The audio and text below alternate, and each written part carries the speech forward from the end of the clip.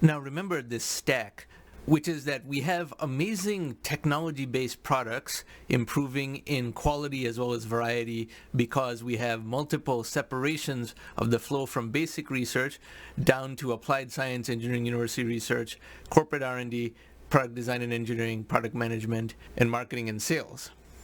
However, in finance and economics, we have theoretical economists who are very, very theoretical, and then a complete vacuum, and then real-world finance. And that's why these very theoretical economists say things that anyone who operates in the real world will in fact find to be absurd, and you'll be astonished that anyone with a very high profile can think that. So here you have a very famous economist, Olivier Blanchard.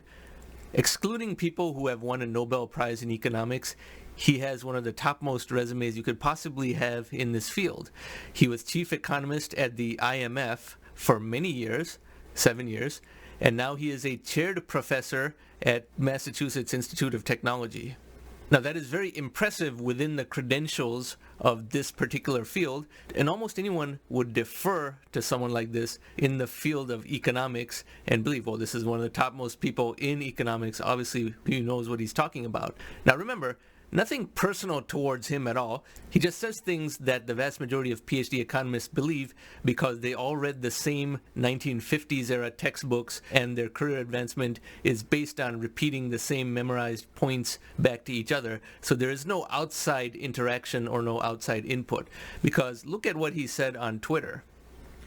There was this tweet a few months ago that he wrote, which is that short of a direct effect on inflation expectations or mind control or price wage controls to lower inflation, that's what he's referring to with this because there were other tweets before this that he had written, lowering inflation requires slowing down the economy and thus increasing unemployment. That means to stop inflation that might arrive, it has not arrived yet, but that may arrive, you have to proactively make millions of people lose their jobs.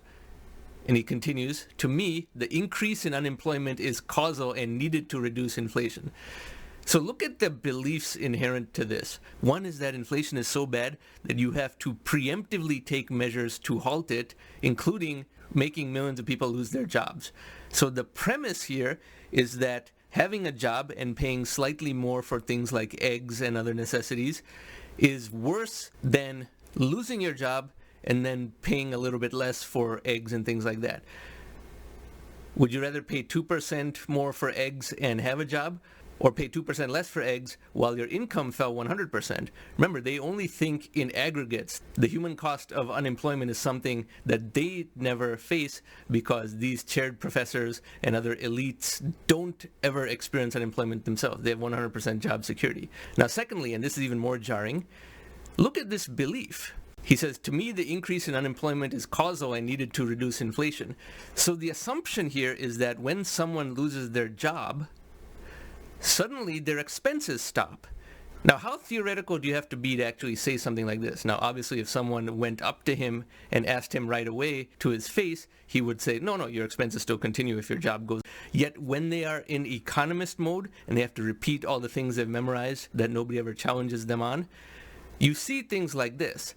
So one, inflation is such a bad thing that you have to proactively make people lose their jobs just to prevent the chance that inflation could arise. Inflation may not arise, you may not have to make people lose their jobs, but that's a very small price to pay to just halt this potential chance of inflation.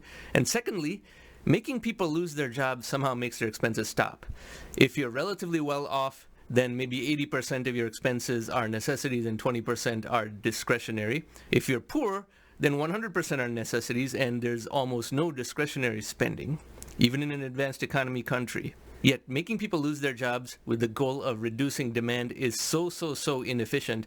That's like saying if you are obese and you want to lose weight, the fastest way to lose your weight is to chop off your arm. Then yes, technically your weight goes down immediately. The problem is you will be much worse off and you will still be obese. You'll just be obese without an arm. Yet these very theoretical economists actually say things like this, and they're confident enough to come on Twitter, and I'll have the link to this in the description box below. But he's getting taken apart on Twitter because these people who only interact with other economists don't realize that they have not even thought through what they're saying, and on Twitter the audience is not forgiving and much less impressed with credentials. So this is one of the topmost economists in the world, and he actually thinks that making people lose their jobs is preferable than having slightly higher inflation that may or may not even arise, and that when people lose their jobs, their expenses actually stop. And as I say in my final sentence in my retweet, no one knows less about economics than PhD economists. And these types of things abound everywhere. This is just one example. This playlist is going to have much more. But this is what these people think about how the real world works. If you lose your job, no big deal. Your expenses have stopped too. That's what the textbook told me. That's what these topmost, very decorated, very, very well credentialed, well paid, elite people who hobnob with heads of state, this is what they think. Thanks for watching.